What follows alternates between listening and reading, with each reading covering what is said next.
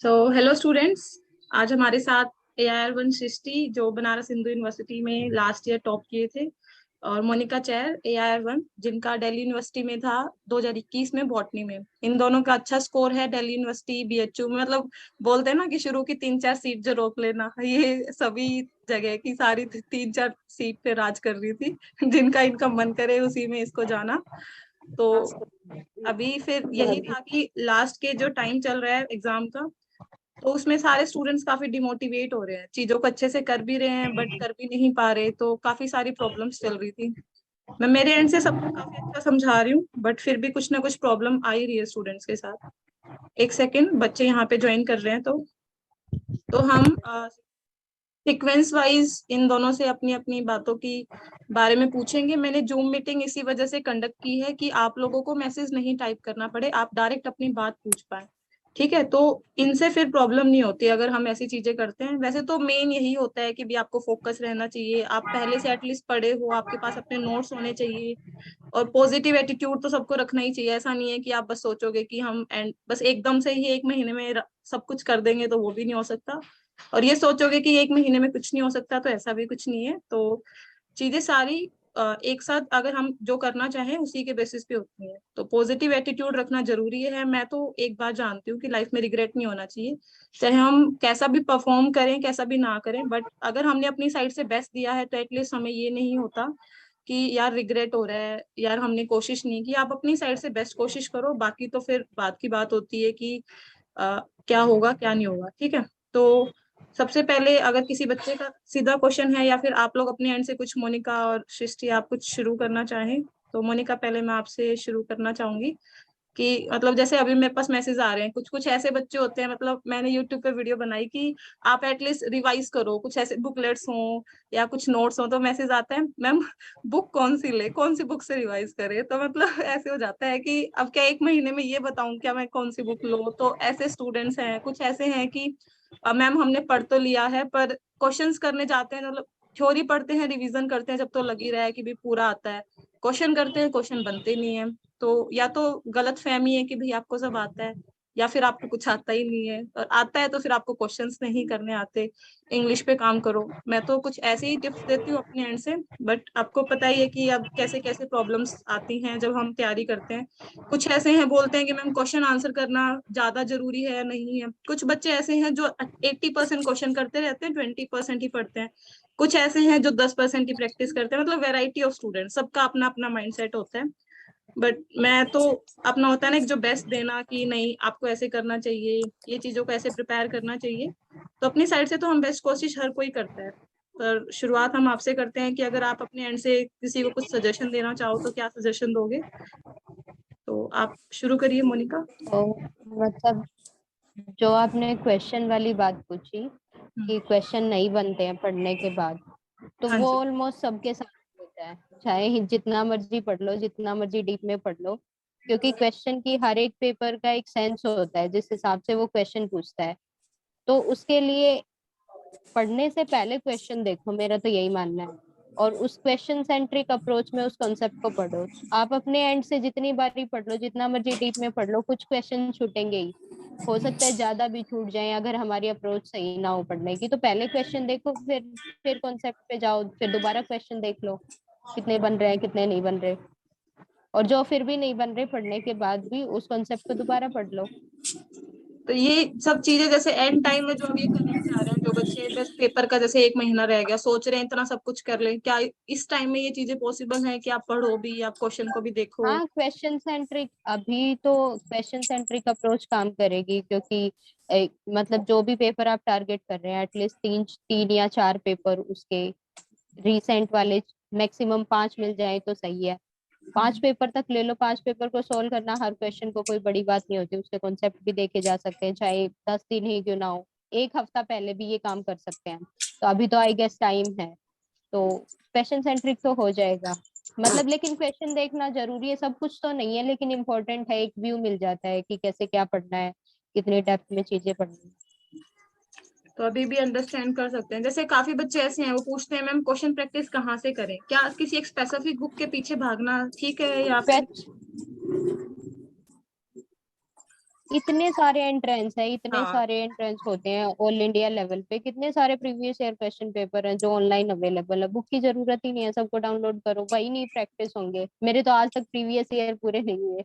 हाँ, मैं यही पता बोलती नहीं हूँ आप बच्चों लोगों को, के फिर भी कैसे हो जाते मैसेज हैं। आते हैं कि नहीं मैम कोई बुक बता दो, फिर बुक चलो उनके लिए ठीक है, अगर किसी कोई जैसे क्लास की बुक आती है उसमें डीयू के बीएचयू के सारे पेपर एक बुक में दिए हुए हैं कंबाइन, किसी को हाँ भी। वो एक हाँ अलग चीज है। हाँ, जैसे किसी को इंटरनेट से हम्म, नहीं पढ़ना, कोई ऐसी बुक है जिसमें सारे पेपर एक साथ जगह एक जगह दिए हुए हैं, तो वो फिर उस बुक तो को यूज कर बहुत सकते हैं। हाँ इसकी ग्रास रूट की भी है, अरिहंत की भी है, बहुत सारी पब्लिकेशंस की बुक आती है प्रीवियस ईयर की, किसी को भी परचेज करके कर लो प्रैक्टिस। हाँ जी, जैसे अभी जैसे आपने यूनिक पब्लिकेशन सुना होगा, हर एक बुक्स के पीछे वो अपनी साइड से काफी कुछ क्वेश्चंस बना देते हैं, तो वो बहुत ही ज्यादा गलत भी होते हैं, काफी ऐसे होते हैं जो टॉपिक से रिलेटेड नहीं होते, बहुत ही ज्यादा इधर उधर से कुछ चीजें होती हैं, तो बच्चे फिर उन चीजों हाँ में तो परेशान हो जाते हैं, नहीं प्रिफर नहीं कर। पब्लिकेशन की किसी बुक पे भरोसा नहीं करना। आंसर पे तो बिल्कुल भी नहीं, हाँ क्वेश्चन पे कर सकते हैं। क्योंकि आंसर की तो वो जैसे कभी भी नहीं करना, वो तो आपने एनालाइज करना। हाँ जी, तो क्योंकि अभी आंसर की जो नोट पहले वाली आती है वो वही पब्लिश कर देते हैं, जो करेक्टेड आंसर की आती है उसको हाँ बहुत कम लोग पब्लिश करते हैं, ना कोई इतना ट्रैक रखता है कि दूसरी बारी कब कौन सी यूनिवर्सिटी ने की थी। तो वो ऑब्वियस है कि वहां पे गलतियां होंगी। हाँ, और एक जैसे अभी एक महीना ही बचा है, अभी काफी स्टूडेंट ऐसे हैं जो मतलब बिल्कुल ही टच में नहीं थे, अभी जैसे आज ही टॉपर स्टॉक जो मैं करवाती हूँ उन पे कमेंट आया कि हमारे लिए फायदेमंद नहीं है ये, तो एक तो नीट में पढ़े हुए हैं ये बच्चे, ऊपर से इनका सब्जेक्ट ही बॉटनी था, ये क्लास के टॉपर थे, इनका और हमारा क्या मुकाबला। मैंने कहा फिर ये चीज अब वो तो अलग है ना, ये थोड़ी ना तुम एक महीने में चाहोगे तुम नीट लेवल भी कर लोगे, तुम बीएससी भी कर लोगे और तुम तो क्वेश्चंस फिर कोई बात नहीं, तो कोई तो बात नहीं, 100 सीट्स हैं, एक दो हम ले लेंगे, बाकी 98 पे आपका ही है, वो आप पढ़ हाँ सकते हो, हाँ जी, वो आप ले लो। बहुत सारी सीट्स हैं, हाँ जी, तो और ये इतनी सारी यूनिवर्सिटी में है, कहीं ना कहीं तो जगह मिल ही जाएगी अगर आप पढ़ोगे तो। और सब इसी 3-4 महीने में उठते हैं, पहले सब सो रहे होते हैं, हाँ, मैक्सिमम सो ही रहे होते हैं। बस लास्ट थोड़ा में थोड़ा। उठते हैं सब, और हाँ लास्ट का ही मायने रखता है। हाँ, मैं भी यही बोलती जो हूँ कि पहले दो से महीने पढ़ रहा बचे है हैं, वो। बस दिन रात मेहनत करो। ये कौन अनम्यूट, किसका अनम्यूट है भाई, माइक को म्यूट कर लीजिए। पवन अनम्यूट करो माइक को, नहीं तो मैं इधर से रिमूव कर दूंगी आपको। हो गया, ठीक है, तो अभी ये बीच में जो बच्चे बोलते हैं फिर हम क्वेश्चंस भी भूल जाते हैं क्या क्या मेन मेन लेने थे। तो इसके अलावा सृष्टि आपका कुछ अपना पॉइंट ऑफ व्यू हो बच्चों को शेयर करने का, मैं इतने क्वेश्चन सोच लेती हूँ थोड़े और। मैं वो क्वेश्चन प्रैक्टिस वाली बात पे बोलूंगी, जैसे मोनिका का अलग वो तरीका था कि वो पहले पेपर एनालाइज करती थी, बट मेरा ऐसा नहीं था। मेरा ये था कि मैं एक बार खोलूं, फिर मैं पेपर एनालाइज करूं, जो चीजें मुझे तब भी नहीं आ रही उसको मैं फिर दोबारा पढूं, क्योंकि मेरे को एकदम से अगर मैं पेपर देखूंगी तो मुझे वो चीजें समझ नहीं आएंगी, मैं वो भी नहीं समझ पाऊंगी कि ये कॉन्सेप्ट कहाँ से आए हैं, कौन से टॉपिक से आए हैं, ये वो। तो उसके लिए मुझे मतलब मेरे लिए तो मुझे पहले एक बार टॉपिक पढ़ना पड़ेगा, फिर उसको समझ के और फिर दोबारा फिर मैं उसको पढूं, तब मैं ज्यादा समझ पाऊंगी। तो मे बी किसी के लिए ये वाला अप्रोच काम कर सकता है। और रही बात लास्ट एक महीने की, तो इसमें सही बोला, अगर जिसने कुछ भी नहीं किया वो प्रीवियस ईयर पेपर देख के कौन कौन से टॉपिक से क्या आ रहा है वो भी करे, उसका भी हो जाएगा, क्योंकि क्वेश्चंस इन्हीं टॉपिक्स के अराउंड घूमते हैं और क्वेश्चंस रिपीट भी होते हैं। तो मतलब कोई ऐसे भी कर ले तो उससे भी उसका काम चल जाएगा। और जो बेसिक्स हैं, अगर नीट लेवल भी कोई पढ़ ले, जो छोटी छोटी बुकलेट्स आती हैं, मतलब जो मतलब हैंडबुक्स 10-10 आती है।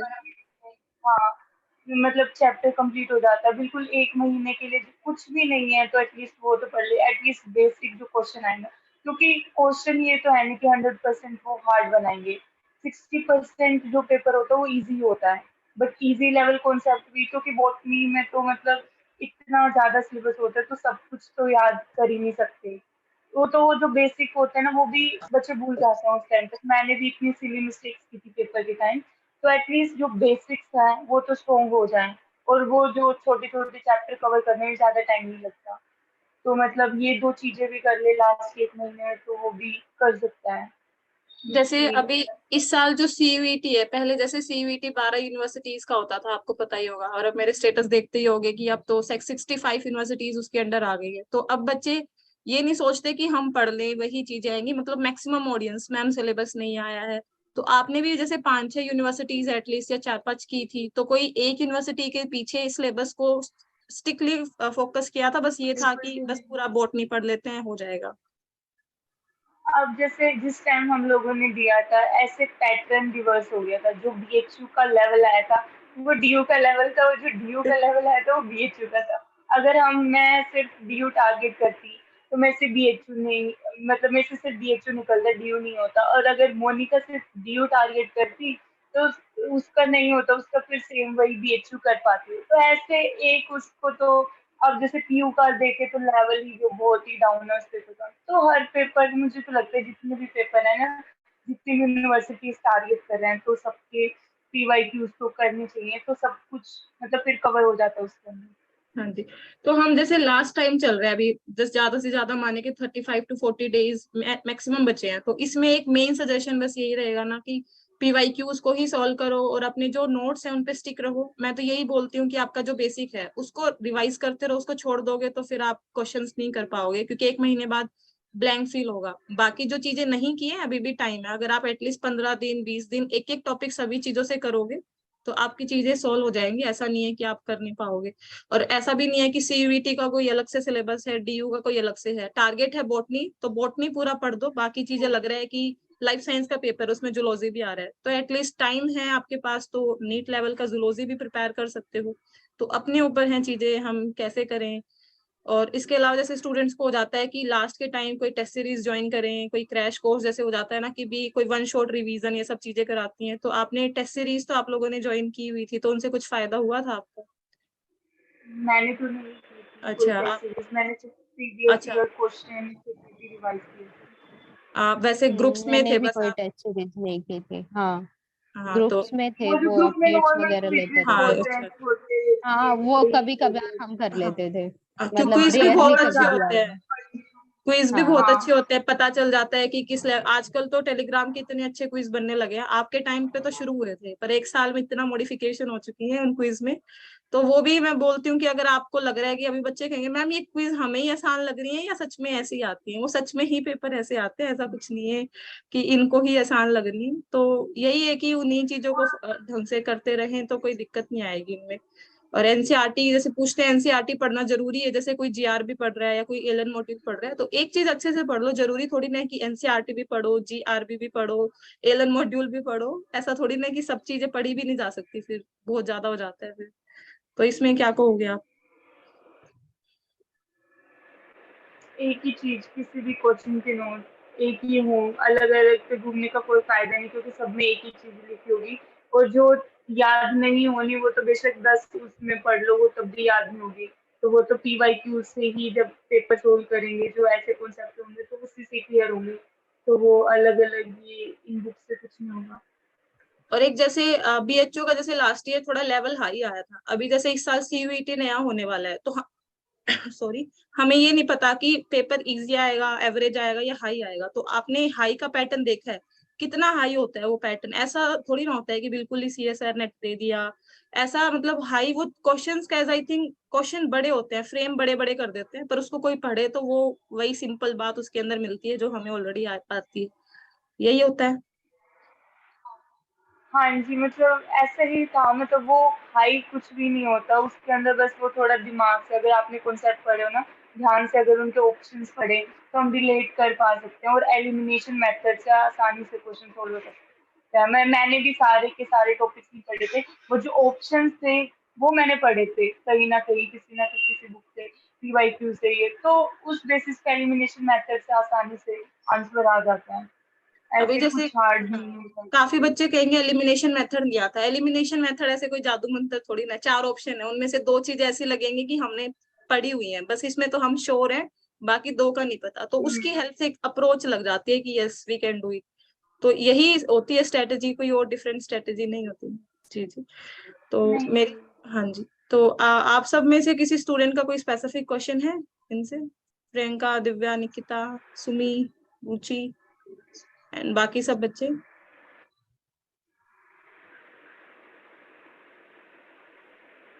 अनम्यूट नहीं हो रहा, आई थिंक हो रहा होगा अनम्यूट।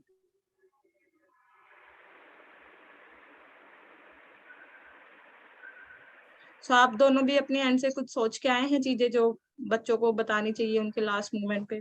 आप बोल रहे थे हम कुछ सोचेंगे जरूर।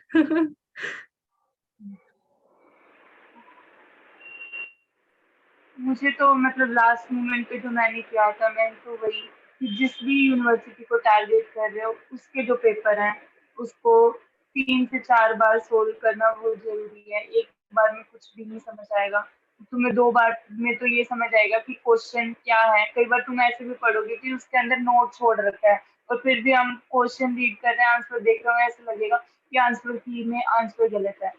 तो एटलीस्ट कम से कम 4 बार तो मतलब मुझे लगता है कि जिस भी यूनिवर्सिटी को टारगेट करे उसके पेपर सोल्व करने के जितने भी मिले, मतलब ऐसे नहीं कि क्योंकि अगर तुम और कहीं से क्वेश्चन सोल्व नहीं कर रहे तो एटलीस्ट जितने PYQs तुम्हें मिल रहे हैं तो वो तो कर ही सकते हो। तो मतलब उस पे और मतलब रिवीजन लास्ट मतलब जितना भी पढ़ा है उसको जल्दी जल्दी। जैसे बोलते हैं कि एक ही बुक को बार बार रिवाइज करे, वैसे ही क्वेश्चन पेपर को भी 4 से 5 बार हाँ एटलीस्ट सॉल्व करे। एक बार सॉल्व करने हाँ से ये नहीं होता कि हाँ भाई हो गया, 4-5 बार करने से फिर हो जाता है कि हाँ अब हर एक स्टेटमेंट के बारे में हमें पता है कि इसका क्या मतलब है, ये स्टेटमेंट क्यों दी गई है, रीजंस के साथ वो चीजें पता चलेंगी तो दिखता भी है। अभी JMI का पेपर हो गया, जामिया का, अभी 15 को हुआ था। मैंने क्वेश्चंस देखे तो जैसे मैं बेसिकली बॉटनी अपना बैकग्राउंड रहता है, तो सारे क्वेश्चन बॉटनी के ऐसे हैं जो मतलब अगर मैं 5-6 यूनिवर्सिटी उठाऊं तो as it is question ditto copy आए हुए। जूलॉजी के तो अब स्पेसिफिक हमें तो नहीं पता कि कहाँ से पूछी हुई है चीजें, बट बॉटनी के देखते ही जो बच्चे मुझसे पढ़ रहे हैं वो देखते हैं कि मैम ये तो सारे हमने क्लास में भी किए हैं, ये सारे तो PYQs आए हुए हैं। तो वो फिर ऐसे ही होता है, ऐसा कुछ नहीं है। क्योंकि जैसे अभी 2021 में अगर मैं बात करूं, प्लांट फिजियोलॉजी में नाइट्रोजन मेटाबॉलिज्म हम पढ़ते हैं, तो पहले इतना डीप नहीं आता था। आप लोगों ने अभी पेपर दिया था, याद हो तो, नाइट्रोजन मेटाबॉलिज्म में FADH2 के ऊपर कुछ क्वेश्चंस दिए हुए थे। तो वो क्या था, PU में एक अलग उसी चीज से एक अलग क्वेश्चन है। DU में पूछ लिया कि कितने नंबर ऑफ इलेक्ट्रॉन्स यूज होते हैं जब नाइट्रोजन का मेटाबॉलिज्म होता है, तो 16 इलेक्ट्रॉन। PHU में वहां पे पूछ लिया कि क्या यूज होता है, वहां पे FADH2 यूज होता है। मतलब एक ही टॉपिक से तीनों यूनिवर्सिटी में अलग क्वेश्चन है। हो सकता है कि इस साल रिवर्स हो जाए चीजें, जो इसमें आए वो उसमें पूछ लें। तो यही है बेसिकली। कोई बुक्स के ऊपर जाने से बेटर है कि आप, जैसे मैं थोड़ा गेट का पेपर भी, जैसे मोनिका आपने तो दिया, सृष्टि का नहीं पता, तो उसमें गेट का भी लेवल इतना एक्सेस टफ नहीं होता, बस क्वेश्चन थोड़े बड़े बड़े फ्रेम होते हैं जिससे हम अपना दिमाग थोड़ा ज्यादा यूज कर पाते हैं। तो PYQs करना ज्यादा बेटर होता है किसी की बुक को प्रेफर करने से। तो यही चीजें जरूरी होती है। और एक जैसे कुछ स्टूडेंट्स डिमोटिवेट हो जाते हैं कुछ टॉपिक्स को लेके कि मैम हमें ये चीज आ नहीं रही, तो मैं तो यही बोलती हूँ कि अच्छी बात है ना, तुम्हें पता है कि ये मेरा वीक पॉइंट है, एटलीस्ट तुम 1 महीने उस पर काम करके अपनी उस चीज को इम्प्रूव कर सकते हो। उन बच्चों का क्या जिनको यही नहीं पता मेरे वीक पॉइंट क्या है, मेरे स्ट्रॉन्ग पॉइंट क्या है। तो इस लास्ट मोमेंट पे एटलीस्ट ये चीजें फाइंड आउट करना कि क्या मेरे वीक पॉइंट है, क्या मेरे स्ट्रॉन्ग पॉइंट, ये एटलीस्ट स्ट्रेंथ होती है, वीकनेस नहीं होती है। तो इस पे किसी को कुछ कहना है तो आप जरूर कहिए।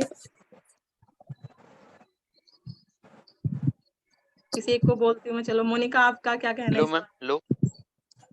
एक हाँ, सेकेंड टार्जन। एक हाँ जी। एक मैम, अपना जब भी, हाँ बोलो। मैं पूछ रहा था कि जैसे पहले तो यूनिवर्सिटी का अलग अलग एग्जाम होते थे। जैसे ये JNU हैदराबाद यूनिवर्सिटी में प्रॉपर पूरे केमिस्ट्री के क्वेश्चन आते थे। जूलॉजी एंट्रेंस पेपर में पूरे जूलॉजी क्लासिफिकेशन से क्वेश्चन आते थे। पर इस बार जो CUCT में सबको मिला दिया है, तो वैसे प्रॉपर केमिस्ट्री से, बायोफिजिक्स से, क्लासिफिकेशन से क्वेश्चन आएंगे या फिर PIQ जैसे थे प्रीवियस क्वेश्चन जैसे नॉर्मल आएंगे? तो यहाँ पे स्ट्रेटजी पे बात हो रही है। हम लोगों ने सिलेबस डिजाइन नहीं किया है ना, हम वहाँ पे क्लर्क की जॉब कर रहे हैं जो आपको ये बताएंगे केमिस्ट्री सिलेबस में है या नहीं है। ठीक है, तो ये चीजें पूछने की नहीं है। केमिस्ट्री पहले था, उनका स्पेसिफिक था हैदराबाद वालों का कि वो देंगे। JNU का था वो देंगे, पर अब JNU हैदराबाद दोनों CU सेट के अंडर आ गई है। तो मतलब यहाँ CU सेट में ऐसा कुछ नहीं होता कि केमिस्ट्री आती है। बाकी तो जो 22 कोड है उसका सिलेबस नहीं आया है, तो सिलेबस का वेट कर लो। वैसे पढ़ने से रिलेटेड और चीजों से रिलेटेड अगर कोई क्वेरी है तो उस क्वेरी को आप लेके आइए, ठीक है। सिलेबस डिस्कशन, यूनिवर्सिटी का फॉर्म निकालेगी, ऐसे क्वेश्चन किसी का नहीं आना चाहिए, ठीक है। हाँ मोनिका, अब आप बोलो। हाँ, मैं ये कह रही थी, जब आप पेपर देने जाएं, जिस दिन पेपर हो उस दिन अपने दिमाग को, चाहे आपकी जैसी मर्जी प्रिपरेशन हो, पहली बात तो खुश होके जाएं। चाहे आपको पेपर 50% आता हो, 40% आता हो, नो मैटर। इस बार BHU जिनको 50% आता था उन्होंने टॉप किया है। मेरे को ये लगता था मेरा नाम भी आ जाएगा क्या BHU में, इतना अजीब सा पेपर है। लग ही नहीं रहा था, लग रहा था किसी ने गलत पेपर उठा के दे दिया। बट सारा सारा पेपर एलिमिनेशन मेथड से किया और शांत दिमाग रखा कि कोई बात नहीं, कर लेंगे कर लेंगे। तो अपना दिमाग जरूर शांत रखे, और एक पेपर जब आप कर रहे हो उसको 2 बारी जरूर रीड करें। कई बारी हमारा CBT मोड में पेपर होता है, तो हम क्लिक करते हैं और डबल क्लिक होके हमारे क्वेश्चन स्किप हो जाते हैं। ऐसे 3 से 4 क्वेश्चन तो आप दोबारा चेक करोगे तो जरूर स्किप हुए होंगे, अगर थोड़ी बहुत भी सिस्टम में दिक्कत है तो उसको पेपर को 2-3 बारी जरूर रिवाइज करें। एक जो न्यूमेरिकल वाले क्वेश्चन होते हैं, कई बारी हम फटाफट पेपर करने के चक्कर में थोड़ा मिस कर जाते हैं चीजें, नोट करेक्ट था या करेक्ट था, या फिर न्यूमेरिकल में कौन सी वैल्यू पूछी थी, हेट्रोजाइगस पूछा था, होमोजाइगस पूछा था, तो वो सबसे होती है। 3-4 क्वेश्चन आपके गलत निकल ही जाएंगे, जब आप दोबारा देखोगे तो आपको लगेगा नहीं ये मैं गलत कर रही थी, इसको दोबारा ठीक करते हैं। तो पेपर को जरूर एक बारी 10 मिनट का मार्जिन रखें चाहे लास्ट में, लेकिन एक बारी जरूर देखें कि कौन से ऑप्शंस आपने लगाए। कई बारी मैच द फॉलोइंग में भी हम मतलब दिमाग में कुछ और ही चल रहा होता है कि उसका आंसर कुछ और था और टिक मार्क कुछ और ही कराते हैं। तो वो चीजें मतलब करने से बचना, क्योंकि 3-3 4-4 नंबर के गैप से पेपर में लोग क्लियर कर देते हैं और रह भी जाते हैं। तो पढ़ना भी जरूरी है, रिवीजन भी जरूरी है, और पेपर को ध्यान से अटेम्प्ट करना बहुत जरूरी है। उस टाइम की सिली मिस्टेक्स बहुत महंगी पड़ती हैं बाद में, और उसका ज्यादा रिग्रेट होता है कि क्योंकि हमें चीजें आती भी थी फिर भी हमने गलत कर दी। तो जरूर रिवाइज करना, मेरी तरफ से तो यही टिप है पेपर। ये वाली टिप्स उस चीज के लिए है कि how to avoid negative marking. Negative marking इसी तरीके से अवॉइड होती है। हाँ, अभी जैसे एक बच्चे 2-3 मुझे ऐसे मैसेज कर रहे हैं मैम, एक तो हमें क्वेश्चंस करने से वैसे डर लगता है, जब हम करने जाते हैं तो अच्छे से करें तो ऐसे लगता है कि 5 से 10 मिनट एक क्वेश्चन में लग रही है, और अगर स्पीड इंक्रीज करे तो क्वेश्चन गलत हो जाते हैं। तो हम क्या करें, अगर हम स्लो मोशन में करेंगे तो एग्जाम तक तो हम फिर कर ही नहीं पाएंगे चीजों को, और अगर हम स्पीड में कर रहे हैं अगर तो आउटपुट ही नहीं आ रही। तो उसका तो यही है कि अगर अगर एफिशिएंसी पे ध्यान दे अभी, है ना।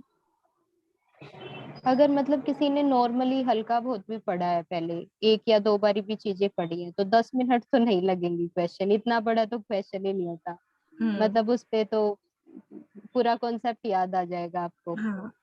याद करना क्या होता है, मतलब एक ज्यादातर हमारे क्वेश्चंस फैक्चुअल होते हैं जितने सारे। न्यूमेरिकल है अलग बात, आपको 5 मिनट लग सकते हैं, नहीं तो आपको याद है चीज या फिर नहीं याद है। हम्म। कुछ कॉन्सेप्चुअल क्वेश्चन है तो वहां पे आप थोड़ा बैठ के सोच सकते हैं कि कैसे इसको लिंक करूं। अदरवाइज जो फैक्चुअल चीजें होती है वो तो हमें आती है या नहीं आती, तो उनमें हमारा टाइम नहीं जाएगा।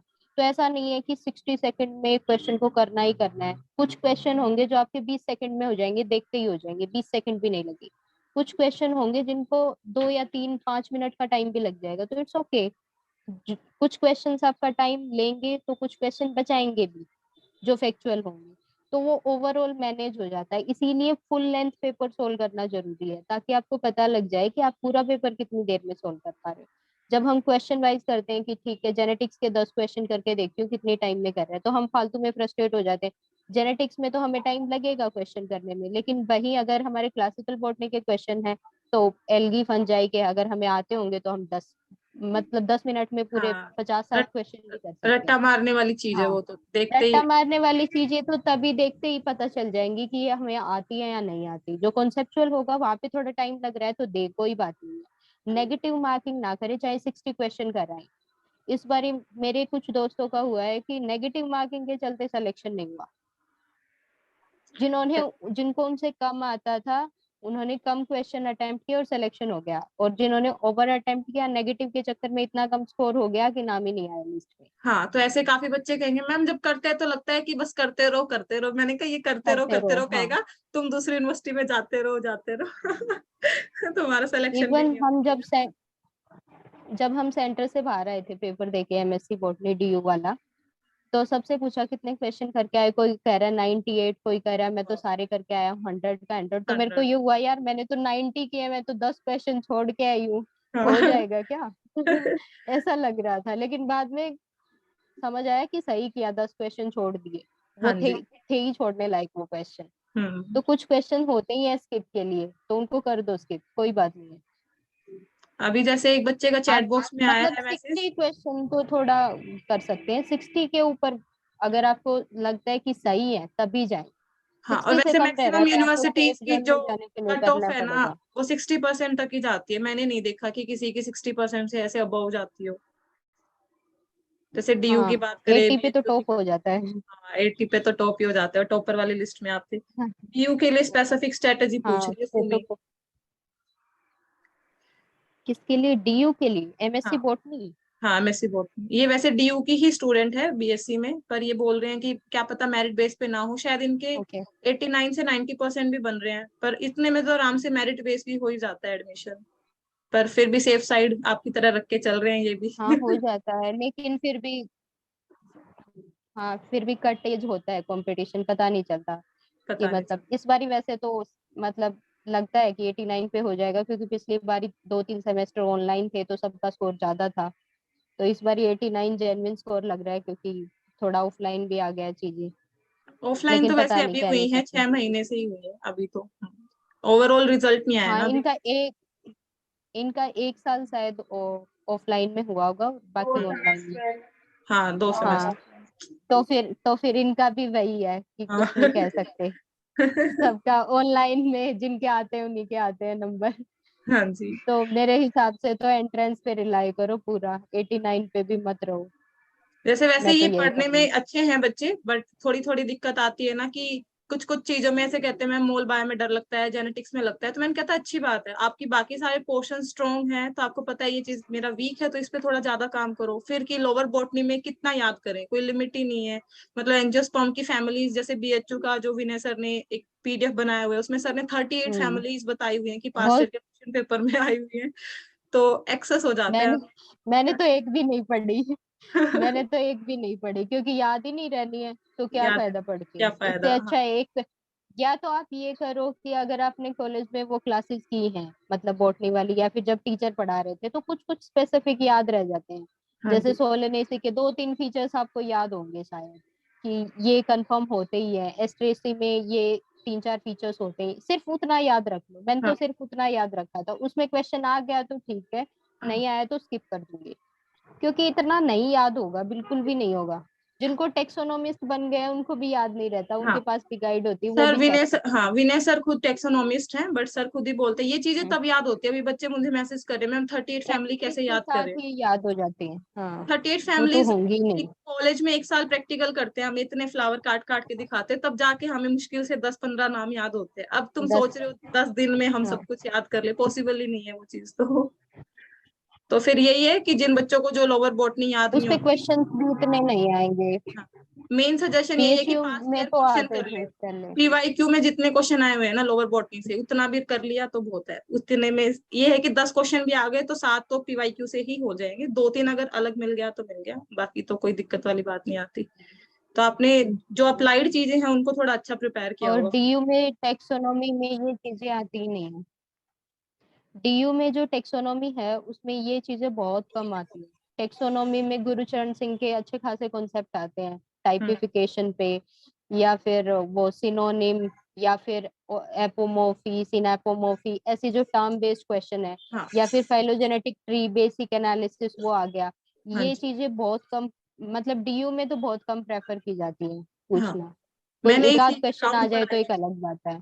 मैंने मेरे कोर्स में इस हम्म। अराउंड चीजें पढ़ाई हैं, तो मेरे स्टूडेंट, जैसे मैं बोल देती हूँ सिस्टमैटिक्स में हमें टाइपिफिकेशन करना है, जैसे बेंथम एंड हुकर का क्लासिफिकेशन थोड़ा डीप में पढ़ लिया। तो कुछ होती है ना सेलेक्टेड चीजें, जैसे आईयूसीएन है, और कौन से साइंटिस्ट ने कौन से स्पेसिफिक एग्जाम्पल दिए थे, स्पेसिफिक चीजों की स्टडी कर ली, तो ये है 10 क्वेश्चन है तो 8 बन रहे हैं। अब हमें 10 के पीछे भागना भी नहीं है, क्योंकि वो 10 साइंटिस्ट से भी सॉल्व नहीं होने वाले। इतना ज्यादा दे देते हैं वो। हाँ, तो अभी चैट बॉक्स में कुछ मैसेज आए हुए हैं कि प्रियंका पूछ रही है सिलेबस भी पूरा कर लेते हैं, रिवाइज भी कर लेते हैं, पीवाईक्यू भी किए हुए हैं, फिर भी क्वेश्चन लगाने जाते हैं तो लैग कर जाती हैं चीजें। क्यों ऐसा क्यों होता है हमारे साथ? फिर वही है, डिमोटिवेशन आने लगता है। कुछ क्वेश्चंस तो छूटेंगे, चाहे इसी सिलेबस को 1 साल और भी पढ़ लोगे ना तो भी छूटेंगे। हाँ, वो पर ऑब्वियस किसी है, के उसमें ज्यादा हो जाते 100% हैं, एक्यूरेसी नहीं होता है। जैसे ज्यादा हो सिक्सटी जाती है परसेंट तो सेवेंटी वही परसेंट है हो कि, गए। तो फिर एक्यूरेसी, मतलब थोड़ा जब पढ़ रहे हो तब फोकस के साथ पढ़ो थोड़ा, या मतलब तो आइडिया लेके क्वेश्चंस हाँ, का। रिलेट करके जितना ज्यादा पढ़ सकते हैं उतना या फिर ज्यादा रिलेट सही है। करके, या हम्म। फिर या फिर एनिमेशंस देख लो, अगर याद नहीं रह रही है चीजें। उसी कॉन्सेप्ट को बुक में जाने से पहले एनिमेशन देख लो, या फिर किसी की 5-7 मिनट की 10 मिनट की वीडियो देख लो, हाँ ताकि वो कॉन्सेप्ट मतलब जाने से एक बार आप पढ़ने से पहले अपने माइंड को थोड़ा हीट अप कर रहे हैं कि ठीक है मैं ये चीजें पढ़ने जा रहा हूँ, ताकि वो चीजें जब आप पढ़ रहे हो तो एक बारी आपके डबल फोकस में आ जाएंगी और इंटरेस्ट भी बन जाता है। कई बारी हम पैसिवली पढ़ते रहते हैं, मतलब पढ़ना है बस पढ़ रहे हैं, पढ़ना है बस पढ़ रहे हैं। तो थोड़ा एक एक मिनट के लिए पॉज करके थोड़ा ऐसी चीजें कर लें कि यूट्यूब पे देख लिया या फिर कुछ और किसी से समझ लिया अगर पास में कोई है ठीक। तो उससे भी हो जाती है। एक सेकंड, अभी जो ये वीडियो है ऑटोमेटिक बंद होने वाली है, मेरे पास मैसेज आ रहे हैं, तो मैं दोबारा से लिंक भेज रही हूँ सबको, एक बार सारे जने फिर से ज्वाइन करो, ठीक है। एक बार यहीं पे मैं एंड कर रही हूँ सेशन। ओके, सब लोग दोबारा ज्वाइन करना, मैं ग्रुप में और इन सबको लिंक सेंड कर रही हूँ, 5 मिनट में हम फिर से मिलते हैं। तो अभी बच्चों का क्वेश्चन ये आ रहा था कि मैम जैसे कॉलेज के एग्जाम चल रहे हैं हमारे, तो इन दीदी से ये पूछ दो कि एग्जाम में उन्होंने कैसे मैनेज किया, क्योंकि प्रैक्टिकल्स का भी प्रेशर होता है, एग्जाम भी होते हैं, फिर ये भी नहीं है उन चीजों को छोड़ दे, कॉलेज जाना आके पढ़ना, अब नहीं पढ़ रखी तो चीजें मतलब बहुत कुछ हो जाता है, यू नो वेरी वेल, क्या ही एक्सप्लेन करूं मैं चीजें। तो वो एक प्रेशर, वो साइड प्रेशर कैसे मेंटेन करें। वो प्रेशर तो अब हम पे भी है। उस चीज से हम कोप अप करना सीख रहे हैं। बाकी मतलब यही है कि अभी तो एंट्रेंस मेन है, तो हम्म। उसको अपनी प्रायोरिटी में रखो, थोड़ा टाइम डिवाइड कर लो कि मतलब इतने टाइम तक पढ़ना है, एंट्रेंस का पढ़ना ही पढ़ना है, 2 या 3 घंटे 4 घंटे रिवाइज करना ही है, बाकी जो टाइम बच गया उसमें करेंगे। हाँ या फिर सुबह जल्दी उठ लो या रात को 2-3 घंटे निकालो, कभी भी जिस भी टाइम में आप कंफर्टेबल हो, टाइम तो निकालना पड़ेगा क्योंकि हाँ, चीजें दोनों ही जरूरी मैंने सबको बोला था, इनकी पूरी फुल वीडियो है मेरे यूट्यूब पे। सृष्टि तो बोलती थी कि इनके आपके पेरेंट्स टीचर है ना, सृष्टि जहां तक मुझे याद आ रहा है, सुबह छत पे बैठ के पढ़ने जाती थी। तो वो आपके ऊपर ही है, अगर आपकी प्रायोरिटी है उस चीज की तो आप जरूर करोगे, और प्रायोरिटी नहीं है तो फिर क्यों ही करोगे। अब मैंने काफी बच्चे मुझे बोलते हैं कि मैम ये पूछ दो वो पूछ दो, अभी मैंने ये सेशन रखा, सेशन में कितने लोग आए हैं, कितने लोग चाहते हैं इन चीजों को। दो चीजें होती हैं, एक तो संदीप महेश्वरी जी की भी ये बात है कि काफी लोग ऐसे हैं ना कि बस बातों को सुनने में ध्यान देते, सुनते हैं अच्छा लगता है, अभी ये लोग जो बोल रहे हैं सुनने में बड़ा अच्छा लग रहा है, और उस चीज को अप्लाई करने में उतना ही ज्यादा गुस्सा भी आता है। तो सुनने सुनना नहीं है, उन चीजों को फोकस करके अप्लाई भी करना है कि कैसे आप चीजों को मैनेज कर पाओगे। और अगर जैसे कॉलेज का तो हम पूरी साल पढ़ते हैं, ऐसा नहीं है कि भी अभी एक महीने, चलो ठीक है हम ऐसे होते हैं, मैं मानती हूँ, मैं भी ऐसी ही थी कि चलो 10 दिन के लास्ट में पढ़ लेंगे, कॉलेज के एग्जाम निकल जाएंगे। तो या तो फिर आप लोग अपने एंट्रेंस की प्रिपरेशन पहले अच्छे से रखते हैं कि हम वो 10 दिन कॉलेज का बर्डन होगा, तो उन 10 दिन में हल्का फुल्का रिवाइज करते रहेंगे, कॉलेज को ज्यादा प्रायोरिटी दे देंगे। पर आपने पहले ना एंट्रेंस का पढ़ा, ना आप सिलेबस पढ़ रहे हो। तो दोनों चीजें फिर कैसे कर पाओगे, फिर तो वो तो वही है, कॉलेज सीट इतनी एग्जाम सारी को है। वो लोग ज्यादा टारगेट, हाँ। कॉलेज कॉलेज वाले जो एग्जाम है उसको सीरियसली ज्यादा वो ले सकते हैं जिनका जिनको लग रहा है कि उनका मेरिट से हो जाएगा। अगर ये जैसे लग रहा है कि के मेरिट से चांस नहीं बन रहा, हाँ मेरिट से चांस नहीं बन रहा, तो कोई बात नहीं, नॉर्मल नॉर्मल पेपर दे दो, थोड़ी परसेंटेज ज्यादा आ जाएगी तो क्या ही फर्क पड़ना, वो काम नहीं आना। जिनका ये लग रहा है कि हाँ वो एंड पे है, उनका मेरिट से भी आ सकता है, तो वो थोड़ा और सीरियसली दें पेपर को। बाकी पास होना है, पास पास नहीं हो। हुए तो एडमिशन नहीं लेगा हाँ, कोई। मैं तो यही बोलती हूँ 60% आपका मेंटेन रहे, इतना रखो, क्योंकि मैक्सिमम यूनिवर्सिटी का एलिजिबिलिटी क्राइटेरिया 50, 55, 60, और 60 से अबव आपका आ गया तो आप फर्स्ट डिवीजन में ही काउंट हो। जो लास्ट में सर्टिफिकेट बन के आता है 3 साल का, चाहे 60 हो या किसी के 99 हो, सबके एक ही आता है सर्टिफिकेट पे, फर्स्ट डिवीजन। ना तो उस पे ये आता है कि इसके 70% है, ना ये आता है इसके 90% है। तो परसेंटेज से जब कोई फायदा ही नहीं है, जब आपका फायदा है कि आप अच्छे से एग्जाम कर लोगे तो आपका अच्छी यूनिवर्सिटी में एडमिशन हो जाएगा, फिर क्या भाई चाहिए। फोन तो करा, फोन ना उठावा।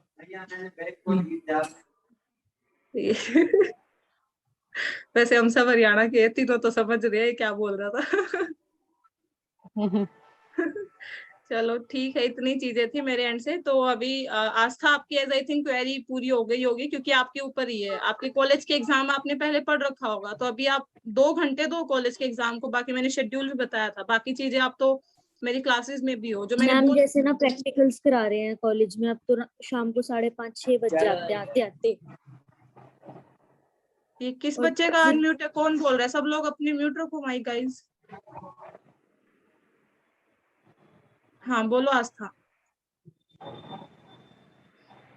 मैम जैसे अब कॉलेज में प्रैक्टिकल्स चल रहे हैं, वो प्रैक्टिकल्स करा रहे हैं तो 5:30-6 बज जाते हैं आते आते। तो फिर उसके बाद मैम आके लाइव क्लास लो 2 घंटे की, उसके बाद फिर कॉलेज की प्रैक्टिकल फाइल्स भी बनाओ, रात को थक के नींद आ जाती है मैम। या तो प्रैक्टिकल फाइल का ऐसा सोल्यूशन ढूंढ लो, 500-1000 रुपए किसी को दे के उनसे लिखवा लो और या फिर बिल्कुल मैम नहीं, छोड़ वो मैम वो DU में नहीं लिखवाई थी, चलेगा। बहुत गंदी बनती है, वो बहुत गंदी बनती है, वो टीचर फाड़ देती है उसको। तो यार आपके पहले से थे ये प्रैक्टिकल्स, एंड में अगर प्रैक्टिकल करवा रहे हैं तो देखो यही चीज हो जाती है। जैसे मैं कोर्स करवा रही हूँ, जो बच्चे मेरे 6 महीने से पढ़ रहे हैं वो एटलीस्ट ये है कि थोड़ा रिलैक्स है। अब जो लोग खुद से नहीं पढ़ना, अब जैसे मैं जनवरी में कोर्स करवा रही थी तो बच्चे मैम यूटी है, मैम ये है, मैम वो है, तो वो जनवरी में ये सब बहाने मार रहे हैं। तो मतलब पता ही चल रहा है कि कितनी प्रायोरिटी है उनकी चीजों की। जनवरी में तो हर कोई टाइम निकाल ही सकता है, ऐसा कुछ नहीं है कि वो लोग टाइम नहीं निकाल सकते। अभी जिन बच्चों के ऐसे आ रहे हैं कि भाई हम लोग टाइम नहीं निकाल पा रहे, तो फिर उनको ये होना चाहिए था ना, सबको पता ही होता है जुलाई अगस्त या जून का लास्ट एंट्रेंस का ही होता है, तो आप एटलीस्ट इतना पढ़ो कि उस टाइम आपको ऐसे बर्डन ना हो कि हमारा बहुत ही ज्यादा सिलेबस रहता है और हमें कॉलेज का भी बहुत ही ज्यादा प्रेशर है। तो ये चीजें तो मेंटेन करने पे है। मैं तो यही सजेस्ट करूंगी आगे आने वाली ऑडियंस को भी कि आप लोग एटलीस्ट अपने लास्ट के 2 महीने ऐसे रखो कि आपको रिवीजन करना है अच्छे से। ऐसा बर्डन ना हो कि मेरा बहुत कुछ बचा हुआ है, मेरे को बहुत कुछ करना है। और जो बच्चे क्लासेस के, जैसे आज था आपका, आप बस जो क्लासेस है, आप जैसे जूलॉजी के हो तो आपका सिलेबस पूरा भी नहीं हो रहा है, यहाँ पे आप आधी चीजें कर रहे हो, तो रेस्ट चीजें वैसे आप अच्छे कर रहे हो, तो खुद पे ट्रस्ट रखना भी जरूरी है। ये नहीं है कि आपके 100 में से 90 नंबर आ रहे हैं फिर भी आपको डर लग रहा है कि पता नहीं मेरा होगा नहीं होगा। थोड़ा हल्का फुल्का डर तो सबको ही लगता है क्योंकि कुछ नहीं पता चलता, बट ऐसा नहीं है कि आप नहीं कर पाओगे। अपने ऊपर ट्रस्ट रखना, फेथ रखना, एक हैप्पी स्माइल के साथ आगे जाना, वो भी जरूरी है। तो इनमें कोई प्रॉब्लम नहीं आती। चैट बॉक्स में कुछ क्वेश्चंस आए हुए हैं शायद। सुमी का है, मैम डीयू में डायग्राम भी रिजेक्ट हो जाती है। अच्छा, ये बता रही है डीयू के, ये दोनों डीयू के ही है ना दोनों ये भी डीयू के बहुत अत्याचार यूजी है के फाइलों के टाइम तो नाम पे। हाँ अंडर ग्रेजुएशन में ज्यादा था, पोस्ट ग्रेजुएशन में इतना ध्यान नहीं देते। अंडर हाँ, कोई नहीं ग्रेजुएशन में तो देखेगा फाइल भी फाइलें। फाड़ देते थे प्रोफेसर, आपको दोबारा से कुछ बनाना पड़ता था, डायग्राम्स भी उड़ा देते थे क्लास में। इतना होता है, पोस्ट ग्रेजुएशन में इतना नहीं है, मतलब उनके पास टाइम नहीं होता, तो उनके जो पीएचडी स्टूडेंट्स होते हैं वही लोग चेक करते हैं हमारी फाइल्स वगैरह। अच्छा, वो पीएचडी वाले फाड़ देते होंगे फिर नहीं नहीं, वो कोई नहीं थोड़े देखता फाइल। अच्छा अच्छा, हाँ पोस्ट ग्रेजुएशन में नहीं है इतना। चलो बहुत अच्छी बात। चलो हमने वैसे काफी चीजें कवर कर ली। किसी इंडिविजुअल का कोई क्वेश्चन है तो आप लोग पूछ लो अभी, नहीं तो हम 2 मिनट में सेशन को एंड करेंगे। 2 मिनट वेट कर लेते हैं किसी का। तब तक कोई नहीं बोल रहा तो मैम लगता है कि आपको कुछ हेलो, पूछना चाहिए कहीं। Good evening ma'am. कौन बोल रहा है अभी? 5 मिनट हुआ, एक सेकेंड। नाम बोलिए, हमें नाम नहीं दिख रहा है यहाँ पे। पवन आप बोल रहे गुड हो? Evening ma'am. हाँ हाँ मैम, पवन। हाँ जी बोलिए। मैम मेरा क्वेश्चन ये था कि जैसे कि हमने अभी जामिया के एंट्रेंस देखा, तो जामिया के एंट्रेंस में जो क्वेश्चंस का लेवल है और डीयू का जो होगा, कुछ उसमें कुछ फर्क होगा या फिर इस बारे में कुछ बता देते। डीयू का तो बहुत ही ज्यादा फर्क होता है, जामिया का तो बच्चों जैसा पेपर था। आपने माइट भी नहीं देखा होगा, मैंने ही देखा था अभी। जैसे पंजाब यूनिवर्सिटी चंडीगढ़ में क्वेश्चन आते हैं, एमडीयू मिक्स था, मतलब कोई ऐसा, बस हम अगर 50 क्वेश्चन है 50 में से 5 क्वेश्चन बोल सकते हैं कि थोड़े हाई लेवल के थे, बाकी तो बिल्कुल टू दी पॉइंट। नीट के भी कोई बच्चे कर ले क्वेश्चन तो नीट वालों में से ही क्वेश्चन होगा, तो ये तो मैं बता दूंगी और कुछ? हाई हाई लेवल से आप मतलब क्या समझ रहे हैं कि 2 या 3 लाइनें लिखी होंगी फिर उसके बाद इन डिटेल पूछेगा मतलब। हाई से मतलब होता है जैसे अभी पेपर था, पेपर में जैसे ऐसे आया था कि जो फाइलोजेनेटिक सिस्टम ऑफ क्लासिफिकेशन है किसने दिया था, बेंथम ने, हुकर ने दिया था या इंगलर प्रांटल ने दिया था। तो ये होते हैं डायरेक्ट क्वेश्चन, ये आपको नीट में भी मिल जाएंगे, एनसीईआरटी में भी मिल जाएंगे।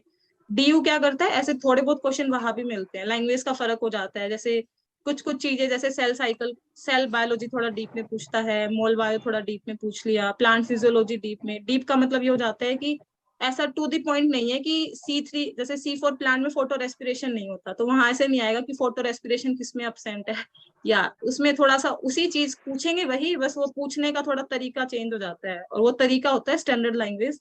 वो आपको 2-3 बार पढ़नी पड़ेगी। स्टैंडर्ड लैंग्वेज का मतलब यही कि जैसे तेज एंड जीगर की आप बुक पढ़ोगे, कंसेप्ट वही है जो आपने पढ़े हुए हैं, बट फर्क वहां पे इतना है कि जो बुक की जो अच्छी लैंग्वेज होती है वो आपको उन क्वेश्चंस की हेल्प से देखने को मिलेगी। और ये आप एक बार क्वेश्चन पेपर उठा के देखो, उससे बेटर आइडिया मिलेगा, क्योंकि इन चीजों को वर्ड्स में फिर क्या ही एक्सप्लेन कर सकते हैं हम। वो तो पेपर देखोगे तो अपने आप ही दिख जाएगा कैसे क्वेश्चन पूछ रखे। प्रियंका आप अनम्यूट करके बोल लो, आप चैट बॉक्स में इतने बड़े बड़े मैसेज लिख रहे हो, आप लिख रहे हो हम पढ़ेंगे फिर बहुत टाइम लगेगा, तो अनम्यूट करो प्रियंका आप अपना माइक। बाकी दूसरे बच्चे?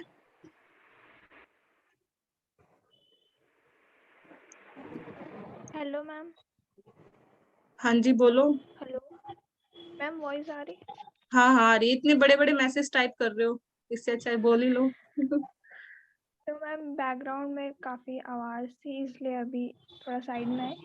मैम मेरा ये है कि हमारा कंपटीशन बाकी स्टेट के बच्चों से भी है और डीयू के बच्चों से भी है। खैर पढ़ तो हम 6 मंथ से रहे हैं, लेकिन अभी भी उतना कॉन्फिडेंट नहीं आया है कि मतलब 19 सीट्स में से कोई एक सीट हम सिक्योर कर ले। तो एक ही लाइन में आप स्ट्रेटेजी बता दीजिए कि लास्ट मंथ का क्या करें, क्योंकि बहुत टाइम से प्रेशर बना हुआ है। बताओ भाई जनरल वालों। तो मैं बताती हूँ, मेरा मेरा तो जैसे मेरिट पे इतना चांस नहीं था जनरल कैटेगरी, मेरे 87% थे मेरिट में, तो मुझे पता था जनरल कैटेगरी में तो मैं बॉर्डर लाइन पे थी और ऊपर से हमारे 3 सेमेस्टर ऑनलाइन थे, तो मेरे पास तो ऑप्शन सिर्फ एंट्रेंस का ही था। तो लास्ट मंथ में मैंने तो यही किया था, जो भी नोट्स वगैरह थे मतलब एक एक दिन एक एक यूनिट ले ली, उसको बस पन्ने पलट लिए, जो जो मेन पॉइंट्स थे वो मैंने रिवाइज कर लिए, और जो PYQs थे मैंने वही उसी से ही ज्यादा मतलब उनसे रिलेटेड जो जो टॉपिक्स भी वो पूछता है, जैसे सेल साइकिल के थे वो जो पॉइंट्स थे, है ना, काइनेसिस वगैरह, फोस्फेटेसिस, जो भी उसमें जो मेन रिपीट होते हैं हर साल, मतलब एक क्वेश्चन वहां से आता ही आता है, तो इस टाइप से मैंने किया और फिर हो गया। तो मुझे लगता है लास्ट मंथ में तो सिर्फ इतना टाइम होता ही नहीं कि आप नया कुछ स्टार्ट करो, सिर्फ आप वही टॉपिक नए जो DU में रिपीट हुए थे, अदरवाइज ऐसे सारा सिलेबस तो कोई फायदा है ही नहीं। जो आता है उसको रिवाइज करो, PYQs करो, और जो क्वेश्चन जो PYQs में नए टॉपिक्स आए हैं सिर्फ उनको पढ़ लो, और उनको भी डिटेल में नहीं, ऊपर से की ओवरव्यू मिल जाए, जिस जिस लेवल तक क्वेश्चन आए हैं उस लेवल तक पढ़ना। और बाकी मोनिका की स्ट्रेटेजी अलग होगी। नहीं यही है, रिवीजन ही करना है लास्ट में। और ये डर तो लगता ही रहेगा, मेरे को ये भी नहीं लगता था मेरा पेपर क्लियर हो जाएगा। मैं मेरे पापा को यही बोलती थी, पता नहीं मेरे से होगा नहीं होगा। मेरे को पता था मेरा मेरिट पे होगा, वो कंफर्म था। तभी ये पे रिलैक्स। हमेशा डाउट होता है, चाहे जितना मर्जी पढ़ लो, लास्ट तक आपको यही लगेगा कि पता नहीं होगा नहीं होगा, पता नहीं कैसा पेपर आ जाएगा। लेकिन खुद को रिलैक्स रखने की कोशिश करें, फिर भी आएंगे बैकग्राउंड थॉट्स, लेकिन जितनी बारी आए खुद को यही बताओ कि नहीं, शांत रहना है और हो जाएगा। हाँ, और ऐसे शांत रहोगे तो अगले सेशन में और आप इनकी जगह देखने को मिलोगे। हाँ बिल्कुल। एक वो चीज मैं बोलना चाहूंगी कि जैसे बहुत सारे मेरे क्लासमेट्स ने गलती की थी, जैसे पेपर आता है ना तो उसको एनालाइज करना पड़ता है खुद से कि पेपर हार्ड आया है, इजी आया है। इजी आया है तो वो सबके लिए ही आया है, तो उस हिसाब से आपको नंबर ऑफ क्वेश्चन अटेम्प्ट करने पड़ते हैं।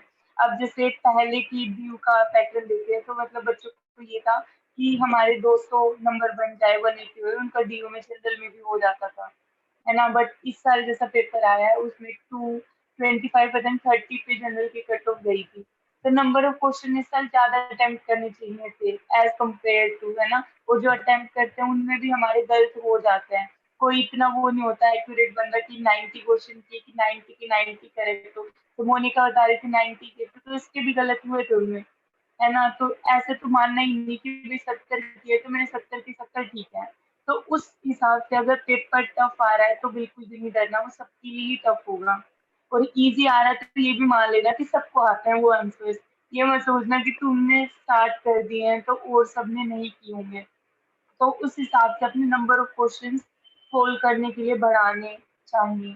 और इस वजह से काफी बच्चे इस बार रहे थे क्योंकि DU में उन्होंने कम अटेम्प्ट किए थे और मेरिट बहुत हाई हुई थी, तो ये चीज ध्यान रखना कि और पेपर BHU जो में है उल्टा कर दिया बच्चों ने, क्योंकि BHU में क्या था, नंबर ऑफ क्वेश्चन बच्चे ज्यादा करके आते थे। अभी मेरे से ज्यादा करके आए थे। पढ़ते थे, उन्होंने कहा मैम 120 में से हम तो 103 करके आए हैं। मैंने कहा क्वेश्चन पेपर जब टफ आया था तो आप 70 कर सकते थे। नहीं मैम 70 में तो क्या रैंकिंग बनती, मैंने कहा 70 में ही बनती। 111 क्वेश्चन करके आई थी उसमें भी। डीयू मैंने 98 किए थे वो तो और बीएचयू में 111। अगर आते हैं चीजें हमें तो वही ऑब्वियस हमें करनी ही चाहिए, अगर नहीं आती तो उसका क्या किया जाए। तो अब काफी बच्चे ऐसे थे, पर ये था जिसने 70 क्वेश्चन अच्छे से किए थे उनका हो गया सिलेक्शन वहां पे, ऐसी कोई बात नहीं है। तो अगर जैसे दो टाइप के बच्चे, एक तो वो जिसने पढ़ी नहीं रखी चीजें ऊपर ऊपर से देख रखी हैं, वो पेपर को देखेगा तो उसको तो टफ ही लगना है। एक वो जिसने पढ़ रखा है, वो मतलब जेन्युइन बच्चा है जिसको हम जेन्युइन बोल सकते हैं, वो पेपर को देख के अगर उसको अंदर से आ रहा है कि यार पेपर टफ आया है, तो मतलब सच में वो टफ है और वो आपके लिए नहीं है, वो सबके लिए, क्योंकि आपको पता है आप कितने पानी में हो, आपने कितनी चीजें पढ़ रखी हैं। आप अगर ऐसे हो कि आपने वो चीज पढ़ी नहीं रखी, तो फिर आप कैसे डिसाइड कर सकते हो। ऐसे तो हम अपने सामने अल्फाबेट भी लिखते हैं, हमने नहीं पढ़े तो वो पंजाबी में अल्फाबेट लिखते हैं, हमें पंजाबी नहीं आती चलो पढ़, तो हमें मुश्किल ही लगेगी। वही एक नर्सरी का बच्चा जो पंजाब से है, उसको लगेगा कि यार इतना सिंपल चीज लिखा हुआ है। तो वही है कि काला अक्षर भैंस बराबर जो भी लगता है जब आपने कुछ नहीं पढ़ रखा हो। तो आप अपने ऊपर फोकस रखिए। कुछ बच्चों के मैसेज आ रहे हैं। अभिषेक कह रहे हैं मेरा डाउट, तो अभिषेक आप अनम्यूट कर लो, स्पेशल इनविटेशन कार्ड भेजना पड़ेगा कि यस अभिषेक कुमार पधारिए, अपनी क्वेरी को पूछिए, फिर आप पधारेंगे। अभिषेक शर्मा अनम्यूट कर लो mic. Hello, good evening ma'am. Good evening ma'am life science, ma'am life science के जो बुक मैंने लिया पीवाईक्यू के लिए, उससे सॉल्व कर रहे हैं। जो पाथफाइंडर का है, वो इनफ है कि और कुछ लेना पड़ेगा? पाथ फाइंडर तो बहुत ही ज्यादा है। बहुत ज्यादा है Pathfinder कहीं के, जैसे सीयू सेट के लिए माइक्रोबायोलॉजी। ज्यादा ही है मेरे अकॉर्डिंग, क्योंकि उसमें तो ऐसे जैसे मान लो लिमिट होती है, जैसे अब सेल बायो की अगर हम बात करें तो जैसे प्लाज्मा मेम्ब्रेन है, उसमें जैसे लिपिड है, इनसे फिर भी क्वेश्चन आते हैं। बट अगर उसमें हम और डिटेल बात करें, सेल की सिग्नलिंग कौन सी, जैसे अलग अलग तरह की सिग्नलिंग होती है, प्लांट फिजियोलॉजी में बात करें बायोसिंथेसिस आता है, सिग्नलिंग नहीं आती, तो वो फिर उसके अंदर पाथ फाइंडर में सब कुछ मिलेगा। अगर 20 क्वेश्चन है, 20 में से 5 ऐसे हैं जो एमएससी वाले बच्चों को आने चाहिए, 15 ऐसे हैं लगेंगे उनको कि नहीं आएगा। तो अगर आपने आपकी प्रिपरेशन बहुत अच्छी है, आप उन चीजों को कर सकते हो तो करिए, कोई दिक्कत वाली बात नहीं है। पर आप अगर एमएससी के पीवाईक्यू ही नहीं कर पा रहे, तो फिर आपको पाथ फाइंडर पे स्विच नहीं करना चाहिए। पहली प्रायोरिटी तो अपनी पीवाईक्यू ही रखो। जब तक वही बात है ना, जैसे आज ही मैं एक वीडियो देख रही थी अमन धतरवाल की, एज आई थिंक, उसमें नहीं अभी उन्होंने विनय सर ने बनाई हुई थी वीडियो, तो सर यही बोल रहे थे, बोले जो बुक हमारे पास है उससे हमारे 100 क्वेश्चन बन नहीं रहे, दूसरों के पास जो बुक है और उससे से एक क्वेश्चन आ गया तो अरे मेरे पास तो वो किताब नहीं थी, उसमें से वो क्वेश्चन आया था, मुझे भी वो चाहिए थी। तो तुम पे जो थी इसमें से तुम्हारे 80 बन रहे थे, तो पहले इसको तो 80 वाली को तो पूरा पढ़ लो। तो वही बात है, पहले एमएससी के जो आपके पास पीवाईक्यू है उनको तो पूरा पढ़ लो, बाद में पाथ फाइंडर को देख लेना। तो वही यही चीज है, बस पाथ फाइंडर पे बाद में जाना, पहले खुद।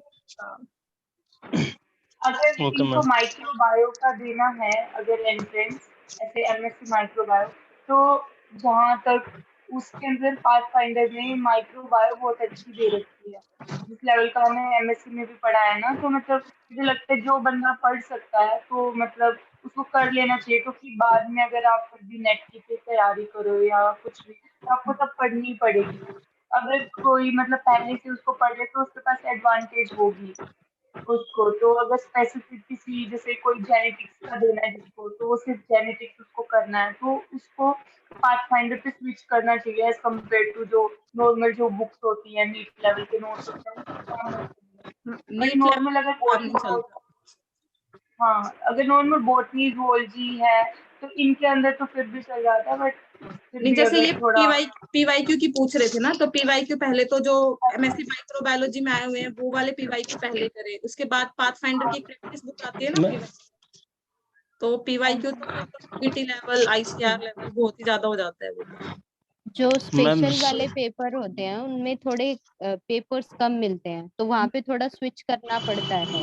जैसे जितने भी मोल बायो वाले पेपर हो गया, जेनेटिक्स का हो गया, माइक्रोबायोलॉजी का, उनमें थोड़ा डीप में भी आता है और उनके पेपर्स भी कम मिलते हैं, इसलिए थोड़ा वहां पे स्विच कर लेना चाहिए। जितने पेपर्स मिल रहे हैं या फिर साइड में कोई रिसोर्सेज हैं, तो मेरे हिसाब से भी वो सही है। तो मैम ये बाकी नहीं जो समझ में आ रहा है कि एग्जाम मतलब जैसे सीयूसीटीपीजी में तो सारा जो सिलेबस है कोड एक ही है 22, तो सब में सेम सिलेबस दिया, zoology botany life science microbiology सबका सिलेबस तो सेम। आपने सीयू सेट का पेपर दिया था मोनिका एंड सृष्टि, जो अभी 12 यूनिवर्सिटी का होता था? इन्होंने नहीं दिया तो फिर कुछ ज्यादा, वैसे मैंने इन्होंने नहीं दिया था। जेएनयू का दिया था, जेएनयू। मैंने हैदराबाद, बीएचयू, डीयू और एक और डीयू का ही plant mol bio and Hyderabad biotech, वाले वो में वाला मैम एग्जाम दिया। जूलॉजी भी आती थी। हैदराबाद हैदराबाद का जो नहीं मॉलिक्यूलर है। बायोलॉजी का है ना, मॉलिक्यूलर माइक्रोबायोलॉजी, उसका सिलेबस सेम है, सीयूसीटी से मिलता है। तो उसमें तो सारा पेपर कंसेप्चुअल था। हैदराबाद में अगर मैं प्लांट बायोलॉजी एंड बायोटेक का बताऊं तो वहां पे टेक्निक से भी अच्छे खासे क्वेश्चन थे। मतलब अगर तुम 60 क्वेश्चन ही ठीक कर पाओगे, मेरे हिसाब से मेरा स्कोर भी 100 में से 60 या फिर मतलब 50 to 60 के बीच में रहा होगा, या 65, क्योंकि वो स्कोर रिलीज नहीं करते। तो इतना ही था सेफ स्कोर, मतलब 60 प्लस मान के चलो, 62 63, और मेरी आई थिंक 3rd या 4th रैंक थी वहां पे। तो वहां पे अप्लाइड पेपर आएगा जितना भी, मतलब क्लासिकल कोई नहीं पूछने वाला। जूलॉजी, बॉटनी, लाइफ साइंसेज में जो बेसिक टेक्निक्स ज्यादा आएंगी, जेनेटिक्स में न्यूमेरिकल आएंगे, मॉलिक्यूलर बायोलॉजी के न्यूमेरिकल्स आएंगे, सेल बायोलॉजी खूब पूछा जाएगा। जितने भी अप्लाइड वाले पार्ट हों वो स्ट्रॉन्ग करने पड़ेंगे। तो उसके उसके तो बहुत सारे पेपर्स हैं, जितना मर्जी प्रैक्टिस कर सकते हो, रिपीटेड क्वेश्चन भी आएंगे। तो उसका तो की है कि हाँ, और वो पाथफाइंडर बहुत हेल्प करती है उस वाले अभी पेपर के जैसे इस लिए। साल क्या हो रेयरली गया, कोई। सीयू सेट के अंडर आ इस गई साल हैदराबाद भी, तो दिक्कत इस नहीं साल हाँ है। हैदराबाद यस, भी सी हाँ, सेट। सीयू सेट में हो गई। लेकिन हाँ फिर भी जितनी सारी यूनिवर्सिटीज आई है ना, उनमें जो मेजर यूनिवर्सिटीज, अगर मैं होती तो मैं यही करती। जो मेजर यूनिवर्सिटीज हैं उनके पेपर उठाओ, क्योंकि कुछ ना कुछ तो कंट्रीब्यूशन मिलेगा ही। बिल्कुल। और प्रीवियस ईयर क्वेश्चंस रिपीट होंगे ही। 10 से 12 क्वेश्चन भी अगर आपके फंस गए ना, तो आप लीड कर जाएंगे अगर वो पेपर आपने सोल्व किया है। बाकी आपकी बेसिक नॉलेज तो आपके साथ जाएगी।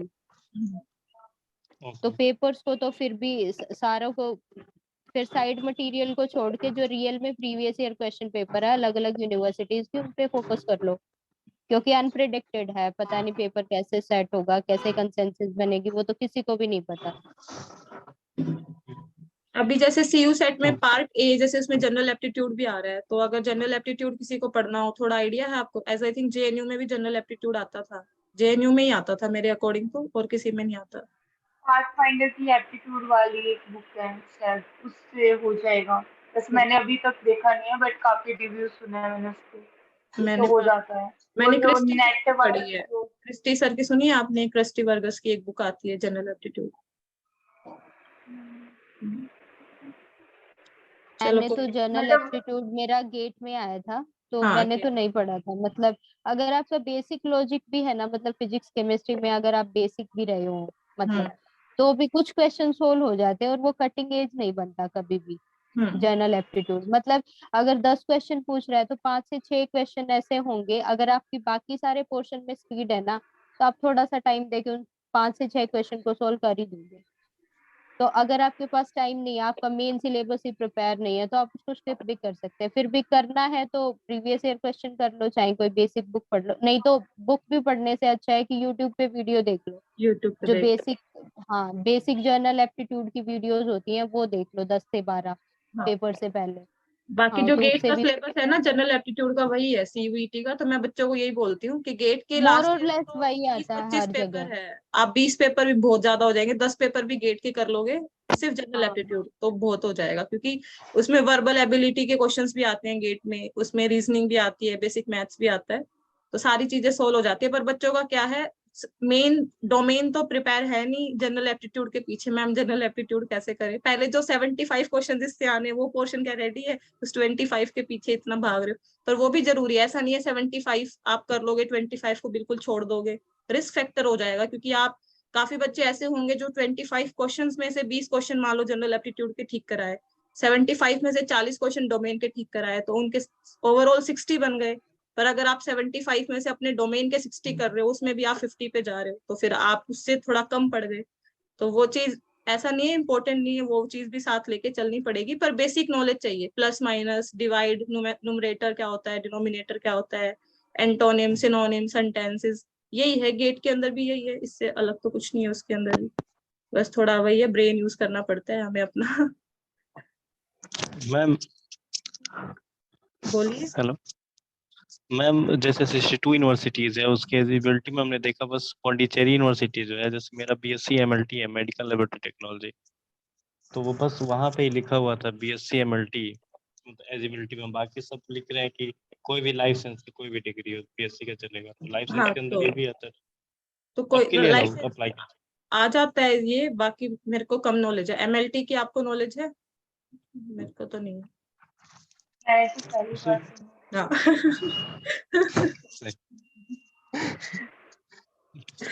बस चलो उसी में मैंने देखा था कि बीएससी एमएलटी अलाउ कर रहा है, तो इसीलिए मैंने फर्स्ट चॉइस पौंडीचेरी यूनिवर्सिटी डाला है।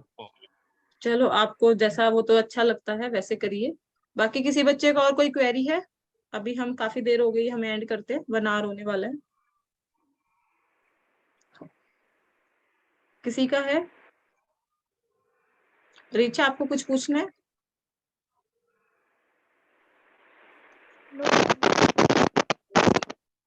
बाकी कोई स्टूडेंट ऐसा ही कोई नहीं बचा जिनको पूछना है वो बता दीजिए। तो लास्ट में कंक्लूजन बस यही है, जो पढ़ रहे हो उसको अच्छे से रिवाइज करो, क्योंकि रिवीजन जरूरी है। आप 80% प्रिपेयर करके उस 20 नए के पीछे ज्यादा भागोगे और 80 को बिल्कुल छोड़ दोगे तो कुछ नहीं होएगा। वो 80 ज्यादा जरूरी है, चाहे 20 ना हो पाए। एक है कि एटलीस्ट पीवाईक्यू करो आप। डीयू अगर आपका टारगेट था, डीयू के, बीएचयू के, जहां के भी मिल रहे हैं वो सारे पीवाईक्यू करो। नीट के सारे क्वेश्चंस करो। जैसे टेलीग्राम के क्विज काफी अच्छे चलते हैं। डिस्ट्रैक्शन से थोड़ा दूर रहो। जब लगता है बोर हो रहे हो तो यूट्यूब पे एनिमेशन चला ली, जैसे मोल बायो रेप्लिकेशन एनिमेशन, या जेनेटिक्स की एनिमेशन की कैसे क्रॉसिंग ओवर होता है, या फिर प्लांट फिजियोलॉजी में हार्मोन्स की भी एनिमेशन आती है, हार्मोन में बायोसिंथेसिस कैसे हो रहा है। तो इंटरेस्टिंग चीजें लगेंगी और वीडियो देख के वो चीजें ब्रेन में बैठ जाती है। पता नहीं चलता कब क्या चीज आपके कहाँ काम आ जाए।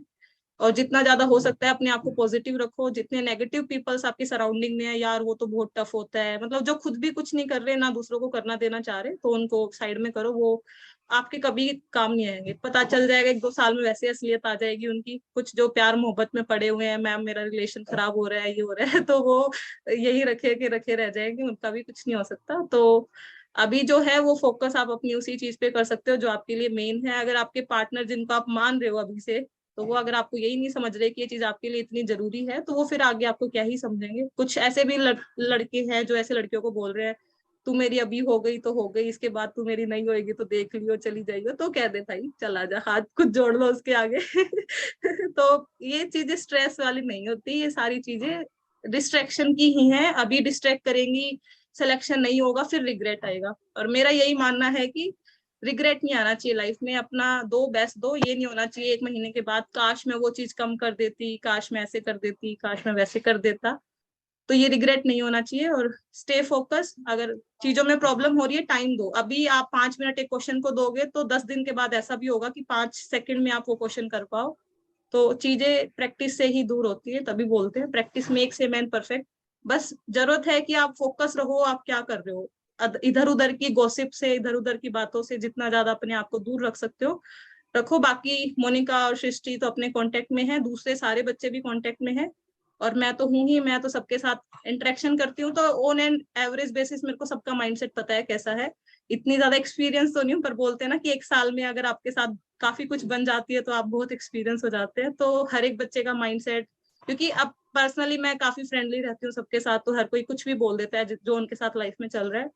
किसी की जेन्युइन प्रॉब्लम्स भी होती है, कुछ धक्के से प्रॉब्लम को प्रॉब्लम नहीं होती पर उनको मानते हैं। तो किसी की लाइफ की सच में जो मेजर प्रॉब्लम है, अगर हम उनको आपके सामने रखेंगे तो आपको लगेगा कि मैं तो कुछ भी नहीं हूँ इन सब चीजों के आगे। तो आपके ऊपर है। बाकी इन दोनों का मेरे यूट्यूब पे पूरा डिटेल 30 से 40 मिनट की डिटेल वीडियो भी है कि क्या क्या इनकी जर्नी में प्रॉब्लम्स आई थी, कैसे इन्होंने हैंडल किया था, कौन कौन सी बुक्स पढ़ी थी। वैसे ये टाइम नहीं है वो चीजें देखने का, बट अगर आपको देखना है तो आप 2x की स्पीड पे करके देखिए। और जो 2023 के एस्पिरेंट है वो अच्छे से देखिए, क्योंकि 23 वाले आधे तो ऐसे हैं अभी से टेंशन हो रही है, मैम हम भी 1 शॉट रिवीजन करें। मैंने कहा तुमने 1 साल, तुम्हारे पास 1 साल है, तुम 1 साल अच्छे से पढ़ लो, फिर कर लेना 1 शॉट रिवीजन। तो काफी कुछ चीजें हो रही है। Ma'am you are not audible. Audible नहीं हूँ मैं, वैसे लग रहा है मुझे ऑडिबल हूँ, तभी हंस रहे। चलो आज के लिए इतना ही काफी था। Thank you Monika and thank you Srishti और बाकी सारे बच्चे। Thank you so much join करने के लिए। होपफुली काम आई होंगी चीजें। Thank ultimately you ma'am. हाँ, अल्टीमेटली वही चीजें होती हैं जो हम बोलते हैं। बस हमें कोई आके बोल देता है जिसने वो चीजें की हुई हैं, तो थोड़ा होता है ना, एक हौसला आ जाता है मन में। तो सृष्टि और मोनिका ने दोनों ने काफी हौसला दिया है हमारे बच्चों को। तो एक पॉजिटिव एटीट्यूड बन जाता है साथ में कि हाँ भाई इन्होंने किया है और ये बोल रहे हैं तो हो जाएगा, हमसे भी इतनी कोई बड़ा बम नहीं है। और अगले साल इसी ग्रुप में से मैं कुछ बच्चों को यहाँ पे इनवाइट करूंगी कि हाँ ये बच्चे भी आएंगे। चलो ठीक है, मेरी बैटरी भी लो हो गई अब लैपटॉप की। ठीक है, good night, bye bye, thank you so much. अभी जिनको भी क्वेरी है वो यूट्यूब पे वीडियो जाएगी, वहां कमेंट कर देना या मुझे टेलीग्राम पे मैसेज कर लेना, ठीक है। अभी मैं एंड कर रही हूँ सेशन। ऐसे तो आप चाहे पूरी रात जगराता कर लो, जगराता भी खत्म नहीं होएगा।